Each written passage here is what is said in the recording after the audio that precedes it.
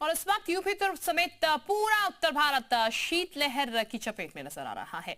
मैदान में हालात ये हैं कि इटावा कानपुर जैसी जगहों पर पहाड़ से भी ज्यादा ठंड पड़ रही है और लोग घरों में कैद होने को मजबूर हो गए हैं। इस कड़कड़ाती ठंड में आलाव ही लोगों का सहारा बना हुआ है। भीषण ठंड के चलते सड़कों पर जैसे कर्फ्यू सा रख गया है। लोग इतनी ठंड में आवागमन करने से बच रहे हैं। पहाड़ों में नदी नाले पूरी तरह जम चुके हैं और हार्ट कपा देने वाली ठंड पड़ रही है। वहीं कोहरे के चलते हवाई और रेल सेवा भी प्रभावित हो रही है। दिल्ली लखनऊ एयरपोर्ट पर कई फ्लाइट लेट उड़ रही है।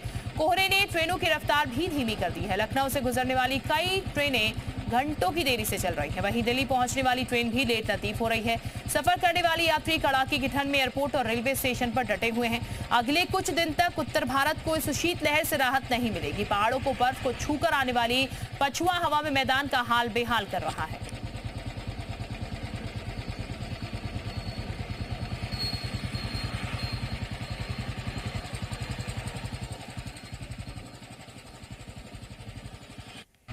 उधर एटा में कड़ाके की ठंड, सड़कों पर छाया घना कोहरा। शीतलहर के चलते विजिबिलिटी जीरो, वाहन चालकों को हो रही परेशानी। कोहरे के चलते यातायात प्रभावित हुआ है। तो एटा में कड़ाके की ठंड पड़ रही है, सड़कों पर कोहरा छाया हुआ है। ये बता दें आपको, शीतलहर के चलते विजिबिलिटी जीरो नजर आ रही है।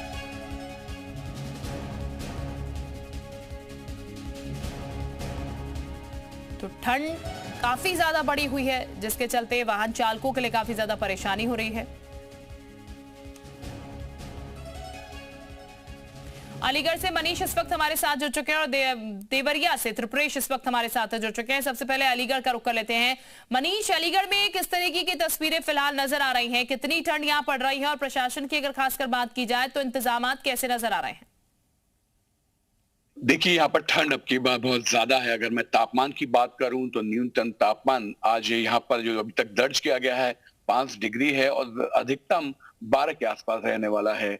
यानी कि ठंड बेहद ज्यादा है और आने वाले तकरीबन 5 दिनों तक जो मौसम विभाग बता रहा है कि इसी तरीके की ठंड रहेगी। आप मेरे पीछे भी देख सकते हैं कि पूरा धुंध है पूरी सड़कों पे। अभी ये एक हाईवे है, मैं एक हाईवे पर इस टाइम मौजूद हूँ।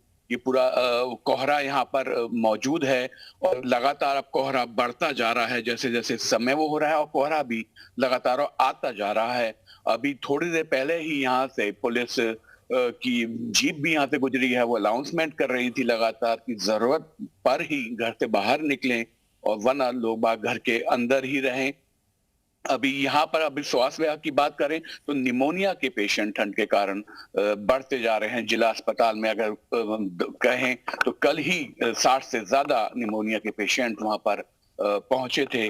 तो अभी पूरा जिला प्रशासन और मौसम विभाग इस जो अब की ठंड पड़ रही है उस पर निगाहें जमाए हुए हैं और लगातार लोगों से अपील कर रहा है कि जरूरत पर ही घर से बाहर निकलें। बिल्कुल, देवरिया से त्रिपुरेश भी हमारे साथ बने हैं। त्रिपुरेश का भी रुख कर लेते हैं। त्रिपुरेश, इस वक्त अगर बात की जाए देवरिया में, क्योंकि लगातार हर जगह ठंड हो रही है, देवरिया में कितना टेम्परेचर फिलहाल दर्ज किया गया? यहाँ पर कितनी दिक्कतें फिलहाल ठंड के चलते लोगों को है?